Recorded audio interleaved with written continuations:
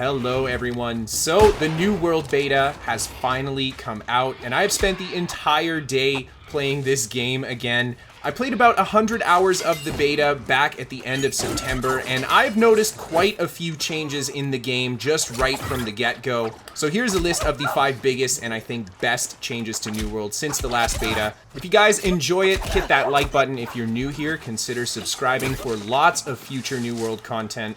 Now let's get right into it. So the first big change, and I think probably the best change out of all of them, is the addition of a ton of new weapons. In New World, there are no classes, so your character is basically the weapons that you decide to equip, the attribute points that you set for them, and the gear that you wear. So adding a bunch of new weapons to the game is kind of like adding a whole bunch of new class skill trees to the game. All of the weapons have a very unique and distinctive feel, a variety of different abilities, and a variety of different builds and ways that you can use them for your character. And I think the addition of these new weapons to the game is really exciting for me because not only do we get to have such a huge expansion in what you can do with your character in this game, but looking forward into the future of New World, they can just keep adding more and more weapons, and you'll be able to build more and more variety on your character as you continue to play the game. And the best part about all of it is you don't have to level up a new character to try out some of the new weapons, which is definitely one of the worst parts about other MMOs adding things like new classes to the game. So the weapon expansion, a huge win for me, and I'm very excited to see where it goes. Now moving on to the next big improvement that I've seen, combat. Just combat in general. I've noticed that it feels a lot smoother than it did in the last beta. A lot of the animations have been touched up so that they cancel and they weave better with each other than they used to. Things like light attack, animation cancel into an ability a lot better than they used to. Weapon swap is now almost instant, and you're able to cast skills very quickly after swapping weapons now, which is a huge improvement from what it was before. Your dodge is also a lot more responsive now, as there's a lot less hang time at the end of attacks. And the combination of all these things has just made combat feel really fun. Things like the rapier, absolutely amazing for that fast-paced, timing-oriented gameplay. So I'm very happy that I get to do this because, well, I play ESO, and animation canceling is the name of the game in ESO. So it feels really cool to be able to experience that a little bit in New World as well. And one of the biggest things that I think has impacted combat during this beta, especially PvP combat, is there is no longer as much stun spam in the gameplay. Not every attack that your opponent throws at you is going to stagger or stun you. That was a huge problem in the last beta, so that has led to people being able to use their abilities and their stam bar much more effectively in combat now. On top of it, stamina management in general is just better than it used to be. Your stamina restores faster than it used to, and you don't stop regenerating stamina when you do a variety of different activities such as aiming down the sight of your bow like you did in the previous beta. This just makes the weapons a lot easier to use. This makes combat, I think, a lot more approachable for people. Stamina management was pretty harsh the last time around, so I think that this is definitely a step in the right direction. Now, moving on to the next big change that I've noticed, and that is the changes to PvP. We're going to start off with World PvP. Now, there is the faction control objectives that go on, where a faction will capture a fort and they'll own a certain area of the map. If you're in an area that your faction actually owns, you get bonuses to things like the amount that you gather, the luck that you get on drops, you can get bonuses to the amount of XP that you gain, and you can even collect resources from the town in that controlled area for free. So you can actually get a bunch of bonuses just for having your faction control the area. Now, if you're willing to actually flag up for PvP, you can get even more bonuses to your character for having PvP enabled while doing activities in that area. This is really big because a huge problem with PvP games is that they sometimes lack proper incentive for PvP. I like how in New World they've gone for the risk-reward kind of element by giving you more bonuses if you're willing to flag up for PvP, but on top of it, you also get a reward just for being in the area without PvP enabled.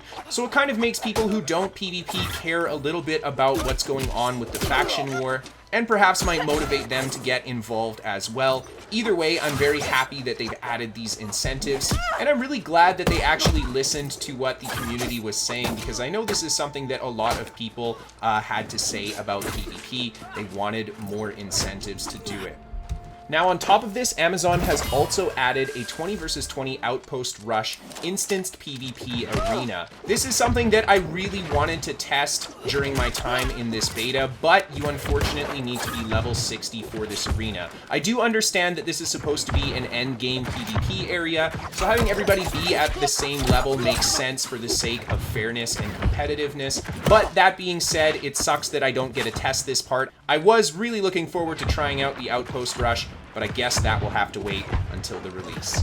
Now, the next big improvement to New World is the addition of new areas and new content. We have 2 entire new areas in this beta versus the last beta, and they are both unfortunately end game areas that I will not get to experience during the beta. That being said, they are full of end game content, and that's a huge deal for an MMO, and that was a big complaint that I think a lot of players had with the last beta, was the lack of end game content. So having 2 areas that are going to be designed for end game only, well, I think that is definitely a step in the right direction. And New World has also added instance dungeons to the game in the form of expeditions. Now, expeditions are supposed to be small 3 to 5 player groups where you go through a dungeon and you fight monsters. There are puzzles to do. You, of course, will fight bosses as well. So pretty much the dungeon experience that you get across other games as well. Now, they will also drop unique gear and rewards to that expedition. So you'll actually be able to go and farm specific gear for a build that you might want to do from these expeditions. And finally, because they are instance content, I mean, we can expect to see a lot more of these in the future. So all in all, it looks like they've packed quite a lot more content into the game that wasn't there before.